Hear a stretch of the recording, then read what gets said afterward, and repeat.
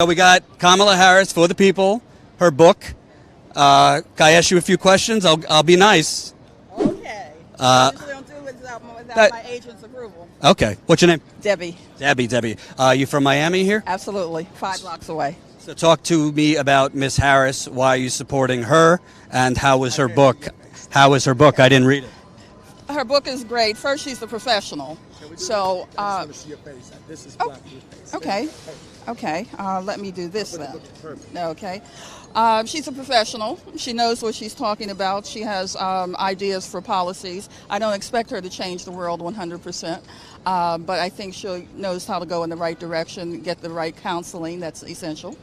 What's the go-to policy she's proposing that speaks to you?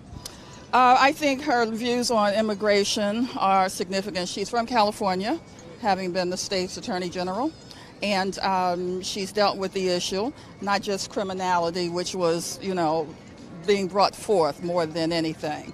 So, okay, well, great. I love California. So she's very much up on the issues of the day. She is not 100% left wing. She's not 100% central. She's making common sense. Are you concerned because there's been a lot of criticism of her attorney general's record?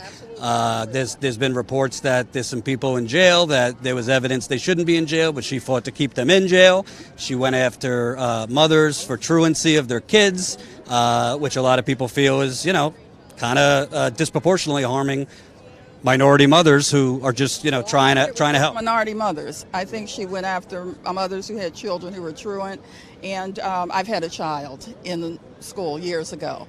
That's an issue that is not new. That's an issue that most lawyers who are authorized to prosecute have taken on when it's appropriate.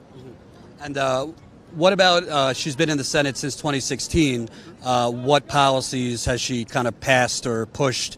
Because as far as I know, she's had some moments at these hearings that have gone viral, but what has she done as a senator in 2.5 years that prepares her to be president? I think she's done her job like most senators and congressmen or women have done, as well as the president. I don't think the president is making 100% appropriate policies or going in the 100% appropriate direction. I don't expect that of her. I'm not dreaming.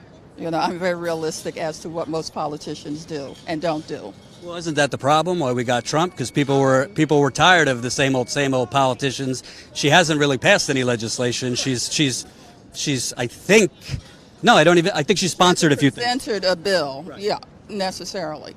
I don't think most politicians are working alone, except for the president, who is making his own determination. She has a team of people.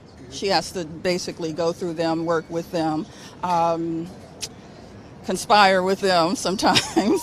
So you would think, even though you support her, you'd like her to stop focusing and taking the money of those big Wall Street fat cats I'm talking about any money, even from the average everyday citizen. How are they going to run their campaign without any money? They need to be creative. Okay. I'm not giving a dime to any politician. I haven't for decades.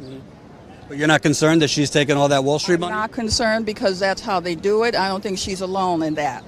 Well, no, not all of them. Bernie Sanders isn't. Elizabeth Warren isn't right now. Well, he may be Bernie, and he does have deep pockets, personally. From the people. His average donation's $20 so far. No, he has money personally through I believe, his business affairs and maybe family. He just became a millionaire from a book, yeah. Yeah. So I can assure you he's not writing the checks for his campaign, though. All of them do it. I don't think that system's going to ever change in the near future. Last question.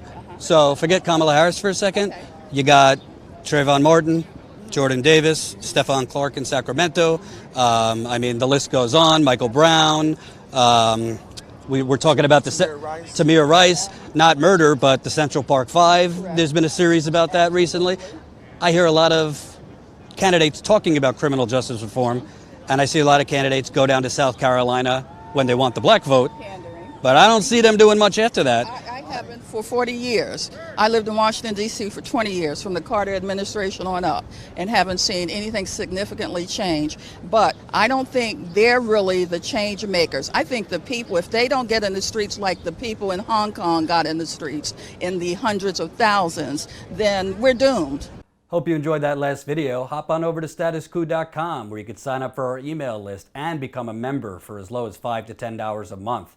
Membership is how we grow. That's statusquo.com/join. And remember, join our email list so we can grow the revolution with you.